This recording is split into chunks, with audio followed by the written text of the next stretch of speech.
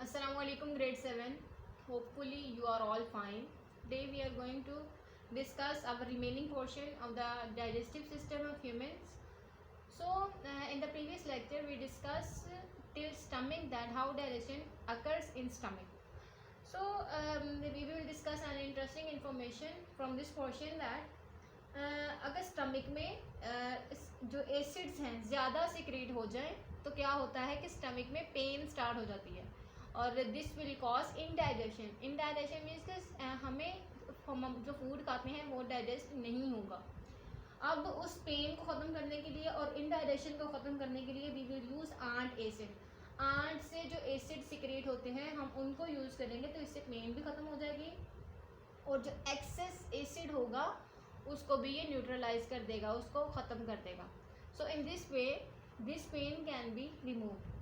So let's come to the small intestine. Small intestine contains three parts. First part is called duodenum. We have studied that the portion that connects stomach and small intestine is called duodenum. So this is the portion that connects stomach with small intestine.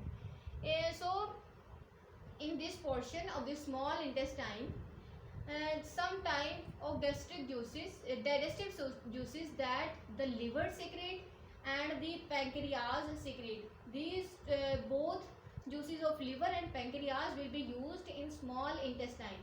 अब इन दोनों juices को small intestine use करेगा और ये fats को, proteins को और starch को ब्रेक डाउन कर देगा. यहाँ पे इन तीनों चीज़ों की डाइजेशन होगी. फैट्स फैटी एसिड और ग्लिसरॉल्स में कन्वर्ट हो जाएंगी, प्रोटीन्स जो है वो अमाइनो एसिड्स में कन्वर्ट हो जाएंगी and starch will be converted to sugars. So what we have studied, mouth में डाइजेशन हुई थी स्टार्च इनटू शुगर्स, स्टमक में डाइजेशन हुई थी प्रोटीन्स की और स्मॉल इंटेस्टाइन में तीनों की डाइजेशन हो रही है, फैट्स की भी, प्रोटीन्स की भी और स्टार्च की भी. So the second portion is called duodenum. The second portion, first portion is called duodenum, second portion is jejunum and the third portion is called ileum. So ileum is the portion that contains villi. कुछ areas होते हैं, I will show you here. So it contains this type of raised surface areas. कुछ उभरी हुई spaces होती हैं जिनको कहते हैं villi. And the villi contains blood vessels. When the food is digested, food जो डाइजेस्ट हो चुकी है स्मॉलर मॉलिक्यूल्स में, फैटी एसिड में, ग्लिसरॉल में, अमाइनो एसिड्स में, शुगर्स में, तो वो यहाँ से जो एब्जॉर्ब हो चुकी, डाइजेस्ट हो चुकी होगी फूड, डाइजेस्टेड फूड को यहाँ से एब्जॉर्ब कर लेगा ब्लड अपने अंदर. यहाँ पे ब्लड वेसल्स हैं, कैपिलरीज होंगी या वेन्स होंगी, यहाँ पे वेसल्स हैं, ब्लड खून की नालियाँ हैं यहाँ पे, that will absorb digested food.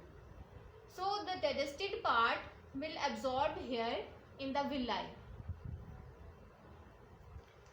So the digested part of the food will be absorbed here in the blood vessels through the small intestine.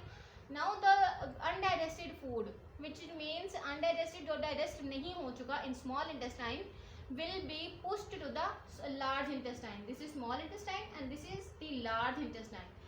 And now food will move to the large intestine. The first portion of the large intestine is called colon. अब ये colon में चले जाएंगी undigested food like fibers. Fibers क्या होते हैं, वो वाले food particles like if you see in a fruit में जैसे आप ऑरेंज को देखें, ऑरेंज जब हम खाते हैं तो उसका जो जूस होता है वो सब हम खा लेते हैं और उसका जो छिलका रह जाता है that is called fibre.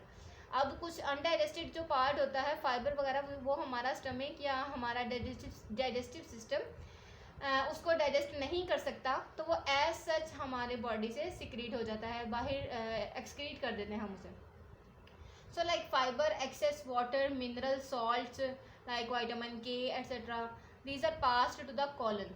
So water and dissolved vitamins.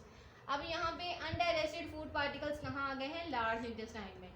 अब यहाँ से जो वाटर एंड डिजॉल्व्ड विटामिन्स, कुछ विटामिन्स जो फूड के अंदर डिजॉल्व होते हैं लाइक विटामिन ई, के, डी, ये सब हम लेते हैं, तो ये कहाँ पे डिज़ोल्व होंगे, ये लार्ज इंटेस्टाइन में हमारी बॉडी में डिज़ोल्व होंगे.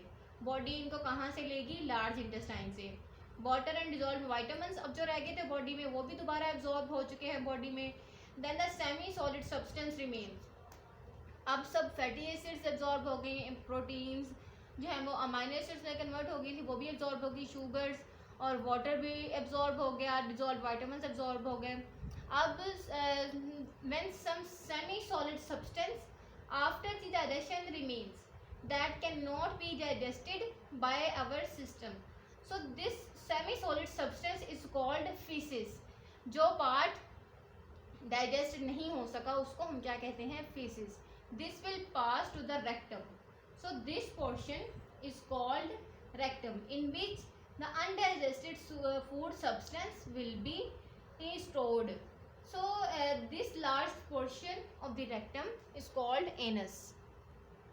So this semi-solid substance that is called feces will be removed from our body through anus. हम इस anus is a small opening, हम इसके ज़रिए से हम जो undigested food होती है उसको remove कर देंगे. So in this system we have studied that the useful part of the food जो हमारे लिए useful होते हैं हमारी body के लिए, उनको हमारी body through our blood vessels absorb कर लेती है blood में, और जो undigested part होता है उनको हम remove कर देते हैं through anus. So this is our digestive system and we have studied it. Let's take an overview of the digestive system. First the food we taken through our mouth. From mouth it comes to the pharynx. Pharynx push down food to the esophagus. Esophagus push food to the stomach. From stomach it will goes to the small intestine. Small intestine to large intestine, and large intestine to remove out of the body. So the starch portion will be digested in mouth portion. Then the protein portion digested in stomach. So small intestine will digest proteins, fats and starch, and the large intestine will absorb water and dissolved vitamins. So this is our today's lecture. Hope you understand it. So now your homework is to describe the human digestive system through step by step. आपने एक एक step इसका बताना है कि where the food, where the proteins are digested, where the starch are digested. आपने सब protein portions, आपने food portions को बताना है कि कहाँ कहाँ वो digest हो रही हैं, और आपने human digestive system की diagram draw करनी है and label it. So this is your today's lecture. Hope you understand it. Take care. Allah Hafiz.